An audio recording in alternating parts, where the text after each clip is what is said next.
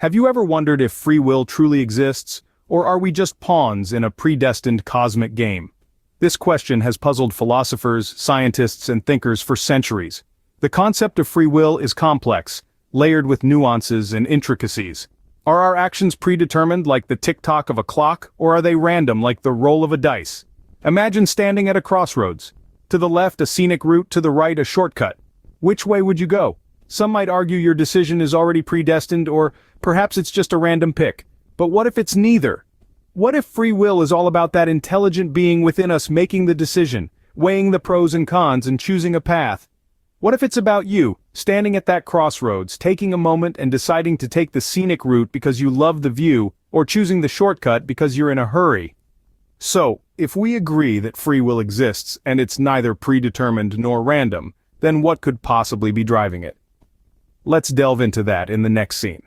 To understand this, we need to dive into the fascinating world of evolutionary algorithms. Picture this: an algorithm that emulates the process of natural selection, the fundamental mechanism of evolution. It's not science fiction, but a reality in the realm of computation called evolutionary algorithms. Now let's break it down. At their core, evolutionary algorithms are problem-solving tools. They work by mimicking the process of natural selection, the survival of the fittest, if you will. They generate a population of possible solutions, each one battling it out to solve a given problem. As iterations progress, weaker solutions, or those that don't fit the problem as well, are weeded out, leaving behind the stronger contenders. But it's not all blood and thunder. There's also a lot of love in the mix. Just as in nature, these solutions mate and reproduce, combining and recombining their genes to create new solutions potentially better suited to the problem at hand. This cycle of competition, selection, and reproduction continues until an optimal solution emerges victorious. These algorithms are not just theoretical musings, but practical tools with wide-ranging applications. They're used in optimization, where they help find the best solution among a sea of possibilities. They're used in machine learning and artificial intelligence, where they help systems evolve and adapt to new information. Now let's imagine a scenario where these algorithms are not just used by our machines but are an integral part of our own thinking process. Could they be the invisible hand guiding our decisions, our actions, and ultimately our free will? But how do these algorithms relate to our free will? As it turns out, our thinking process might be employing a form of these evolutionary algorithms. Imagine our brain, a complex and powerful organ, using a similar mechanism to make decisions, hence exercising what we call free will. Let's consider every decision we make as a branching evolutionary tree, with each branch representing a potential choice. It's akin to a sprawling, never-ending forest of possibilities, each tree growing with every new thought, every new decision. This is where the evolutionary algorithm comes into play, guiding our conscious and subconscious decision-making. Think of it as a sort of mental natural selection, where the fittest ideas survive and get passed on, while the unfit ones fall by the wayside. This selective process allows us to refine our thoughts and decisions, to continually adapt to new situations, much like species evolving over time. However, it's not just about survival. A crucial aspect of evolutionary algorithms lies in their ability to explore and generate new possibilities. Our minds, like these algorithms, are not merely reactive but proactive, constantly creating and testing new ideas, new paths, new branches on our decision trees. This is how we innovate, how we come up with novel solutions to problems, how we exercise our free will. Yet, with each decision we make, we're not just opening new branches of possibilities, but also closing others. It's a constant trade-off, a balancing act between exploring new options and exploiting existing ones.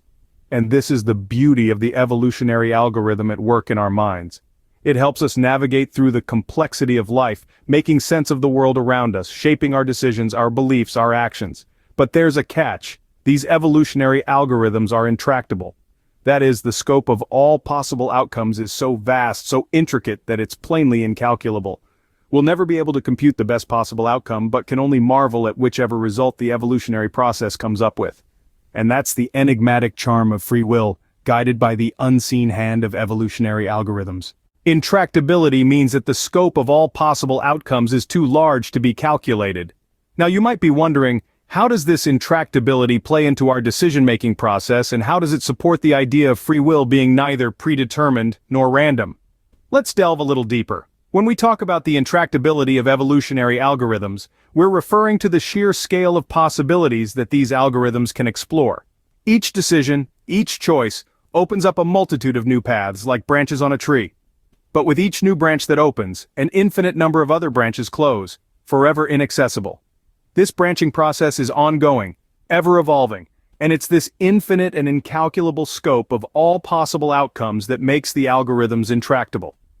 We could try to calculate the best possible outcome, but the reality is, we're always limited to whichever result the evolutionary process comes up with. And that's not necessarily a bad thing. The intractability of evolutionary algorithms is a testament to the power of free will.